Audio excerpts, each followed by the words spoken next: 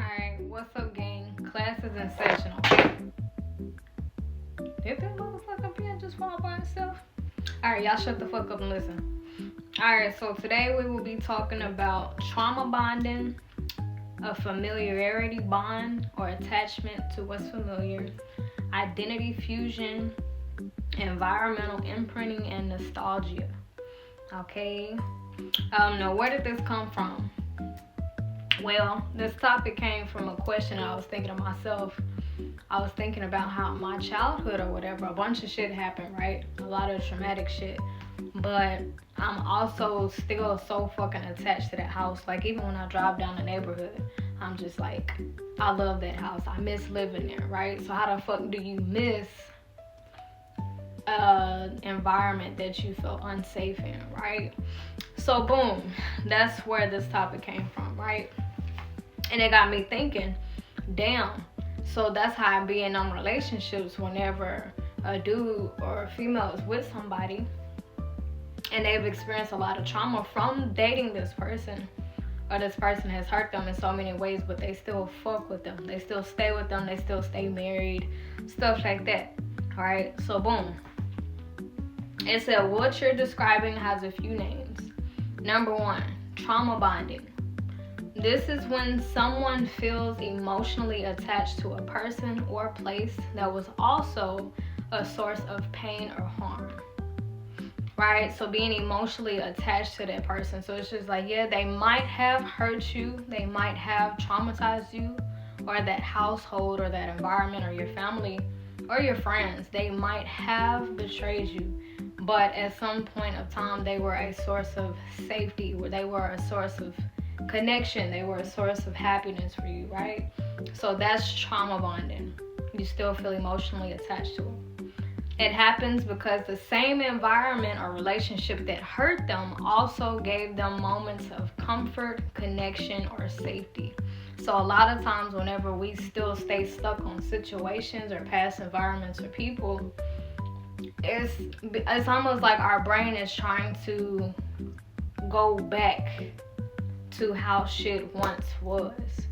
You know, the brain wires those mixed experiences together. This hurts me, but it's also where I felt love, home, and belonging.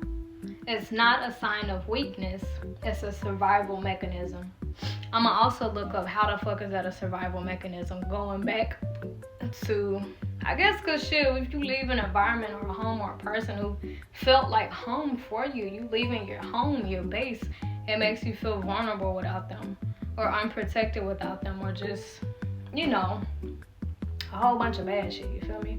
All right, number two, familiarity bond, attachment to the familiar. Even when an environment is not healthy, it can feel safe simply because it's known. So it's just like, yes, this person may be like this whenever we date them, or the past, or these friends or family, but I know them, you know, versus moving on to new things, new people, new environments. You don't know the people, you don't know the new neighborhood, you don't know these people. So it's kind of like staying because you know the environment, you know the people, you know your way around, you know what to expect. It says the nervous system finds comfort in predictability, even if that predictability came with pain. So it's just like, yes, she may know he is abusive, but at least she already is familiar with what that shit feels like. At least she's already predictable. Like, at least it's predictable in what sets him off and shit like that. So it's kind of like they know what to expect type shit. He says, so someone may still feel drawn to the house, person, or memories because they represent consistency in a life that might have felt chaotic, you know. Identity fusion or environmental imprinting. That's number three. Sometimes we weave the past and our places of our past. What the fuck? Sometimes we weave the people and places of our past into our sense of self. For example, that house isn't just where I lived, it's where I became who I am. When that's the case, or that person, you know, they might have been whatever, probably not good for you, but maybe you learned a lot of who you are from this person. Maybe you learned a lot of shit from them, right? He said, when that's the case, letting go of it can feel like losing a part of yourself. This is especially true if that person or place shaped your survival patterns, your beliefs about love, or your way of feeling home. Right? So, I also asked the question, is this good or bad? You know, because I could see it being bad because it's just like, oh, you're holding on to something that hurts you, it traumatized you. But the good is, you know, at least you see the good in it, but you're seeing it in a way to where it makes you still want to be attached and around it type shit. So that's why I asked the question. I'm like, okay, so is this shit bad or is it good? You know, it said it's neither. It's a reflection of your story, but it can be limiting if you feel unable to move forward because you're still emotionally tied to the past, or you keep recreating similar relationships or situations just to feel a home. And it can be healing if you can look at that place or person and say, they shaped me, they're part of my story, but I get to define who I am now. Alright? Now it says the healthiest integration.